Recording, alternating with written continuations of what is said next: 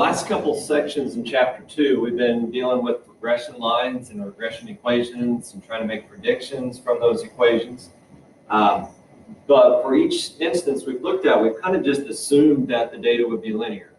Sometimes we made the scatter plot and we looked at it, but for the most part we just said, okay, well, this is going to be linear, let's find the equation of the line. What we're going to look at in section 2.7, one of the main ideas is, all right, well, how do I know that I actually have an example that should use a regression line? Maybe it's some other form that we talked about. Maybe it's quadratic, maybe it's exponential.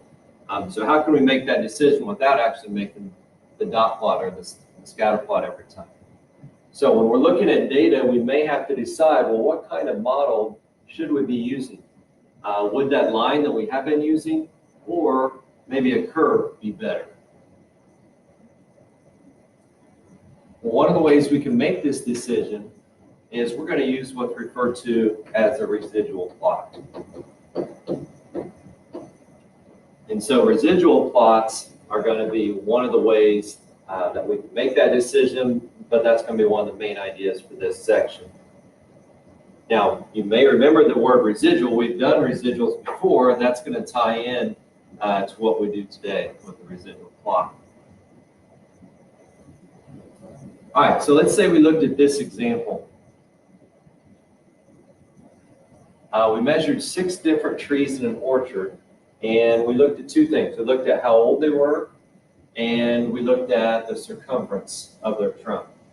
And if you look at the data there, we have the age in years compared to the circumference that they had for the trunk. Well, the first thing I'd like you to do is, if you have your graphic calculators, go ahead and punch in those values. And we're going to put age into L1, and we're going to put circumference into L2. So go ahead and punch in those 2 things.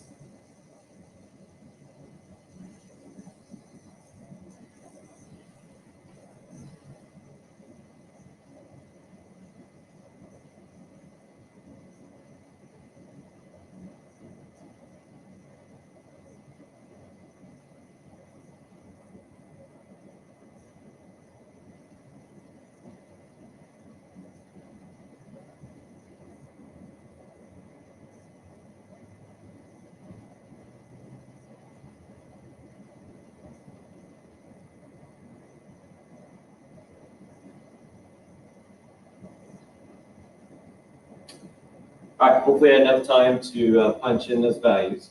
If not, you can pause the video before we go to the next step. Well, we want to find the least squares regression line.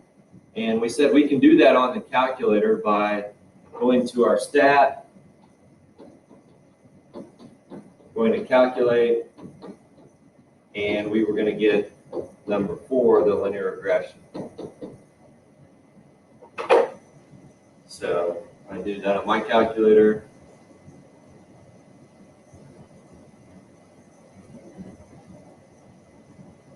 Here's the information that pops up on my calculator.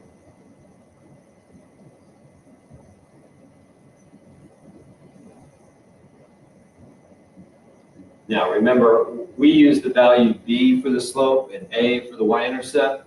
They're using a for the slope and b for the y-intercept. But the equation they come up with is y hat equals, they said a was 1.89, that's our slope. And they said that b was negative 2 point, we'll round it up to 8, 2.28. So that's going to be our regression line. That's what we're going to use in order to eventually make some predictions. All right, well, we're basically saying, all right, this situation is linear. What we want to try to find out is that the right decision? Is this really a linear situation? So to make that decision, eventually we're going to do, like I said, what's referred to as a residual plot. But before we get there, we're going to try to figure out, well, what are the residuals for these different values? So we've got this linear regression line, and we're going to make some predictions. So the predicted circumference would come from plugging in age for our x's. The circumference that's listed, this would be our actual y value. And then eventually we'll find our residual, which remember is the actual minus the predicted. So our first step is we got to figure out, okay, well, what are our predicted values? Or in other words, I'm going to plug in all these different values of the age in for x in our equation. So if I go through and I plug in all those different x values to my equation, I can make my predictions. So why don't you go ahead and pause the video and enter in all those x values and find out what your predicted values would be.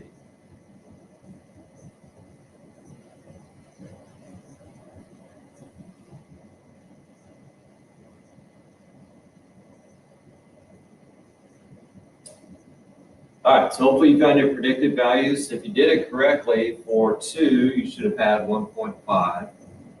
For 5, you should have had 7 point, run it off to 1 decimal place, 7.2. For 9, you should have had 14.7. For 11, you should have 18.5. 15, 26.1. And finally, 18 should be 31.7. So if you happen to have missed any of those, go ahead and correct those now before we go to the next step. All right, residual. Well, we said the residual is really the actual value minus the predicted value. So I'm going to go through one at a time, and I'm going to take the actual value for circumference, and I'm going to subtract the predicted value. For instance, the first one I'm going to do that 5 minus 1.5. So my residual will be a positive 3.5. The next one I'll do 7 minus 7.2. So I get a negative 0.2. Remember, residuals sometimes are going to be negative. The next one I get 12 minus 14.7, so negative 2.7. 15 minus 18.5 is negative 3.5. 25 minus 26.1 would be negative 1.1. And finally, 36 minus 31.7 would be 4.3. All right, so backtracking to what we did, we found the regression equation. We plugged in all the x values, in this case the ages. That gave us the predicted circumference. And now we've looked at all the residuals, which again is the actual minus the predicted. All right, what are we going to do with that information? Like I said, we're going to create what's referred to as a residual plot for that data. So notice I've got 2 axes here. The first axis is, or the horizontal axis is the age. The vertical axis is going to be what our residuals were. So essentially, we're going to go back to that table, and we're going to plot these values. We're going to plot the ages with the residuals. So if we look at the ages, remember they went from 2 all the way to 18. So when I set up my x-axis, this might be a good one to go by 2s. So I'm going to go by 2s.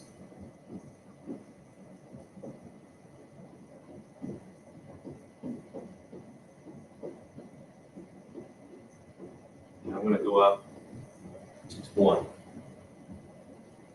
So I want to label my x-axis just like any other graph. I want to make sure I do that with a certain interval.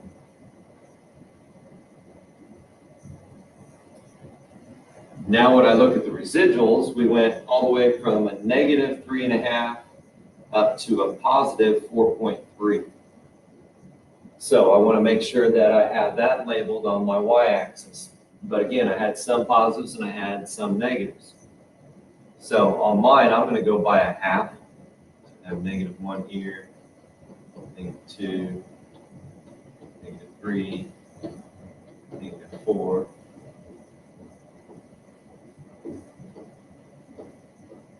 We may have to extend out the axis a little bit.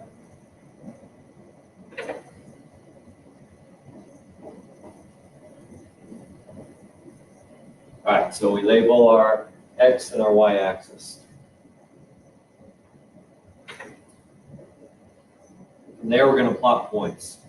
So the first point I'm going to plot is when the age was 2 and the residual was 3.5. So I'm going to plot point 2, 3.5. You know, do a little bit of estimating on some of these, but 2, 3.5 is not bad. The next value is going to be at 5, negative 0.2. 5 and negative 0.2, so around in here. We've got 9, negative 2.7. So 9, negative 2.7 down here. The next one is 11, negative 3.5. 11, negative 3.5.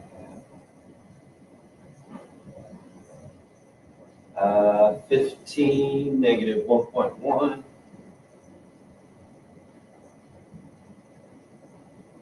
Here. And finally, 18 is at 4.3.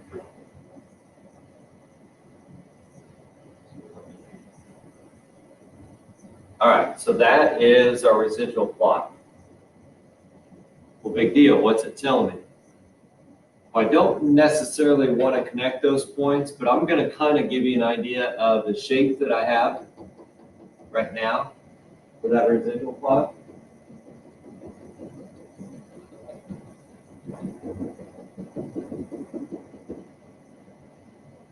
Well, if I look at that shape there, the decision that we're going to try to answer, or what the question is we're going to try to answer here, is do I have a predictable pattern?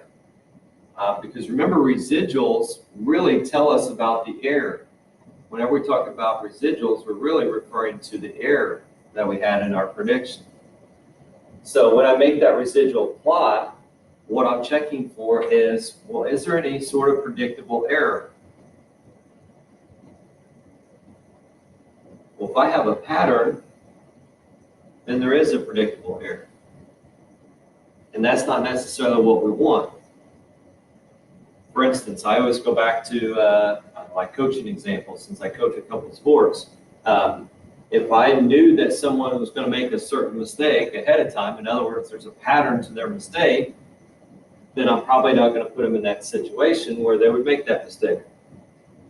Well, if we look at our errors here, we notice that it's kind of in the shape of a parabola, which means I have a predictable pattern. That, in this case, is actually a bad thing. So if a residual plot has a predictable pattern, that means that we should not use a linear regression.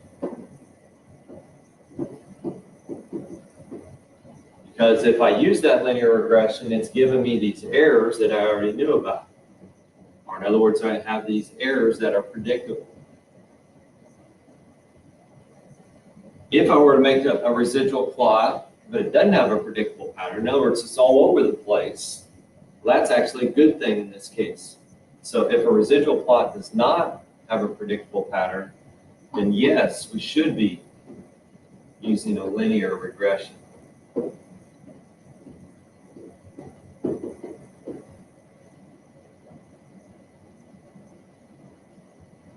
So we're going to make our predictions. We're going to find the residual for each one. We're going to make that residual plot. And then we're going to ask ourselves, okay, did it have a predictable pattern? And if so, then I'd say, okay, well, I don't use a linear regression. Or, no, it doesn't have a predictable pattern. In other words, the errors are all over the place, which is actually good because it's not predictable. And then I say, well, yeah, I do want to use a linear regression. So for this example here, since it was in a predictable pattern, we'd actually say, well, this really should not have been a linear situation.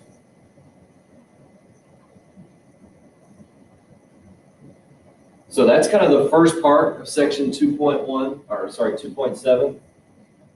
Talking about residual plots. A lot of what you'll do with residual plots is more about, okay, here is the residual plot. Now tell me, should I have used a linear model or not? So we won't do too many where we have to do the table, where we have to plot the points and then make the decision. In most cases, it's going to be about, okay, here's the residual plot already. What's this telling me? Okay? So that's the first part of section 2.7. I'm going to make a second video that talks about the second part of 2.7. And these will be the two main ideas that you need to make sure that you're starting to become familiar with.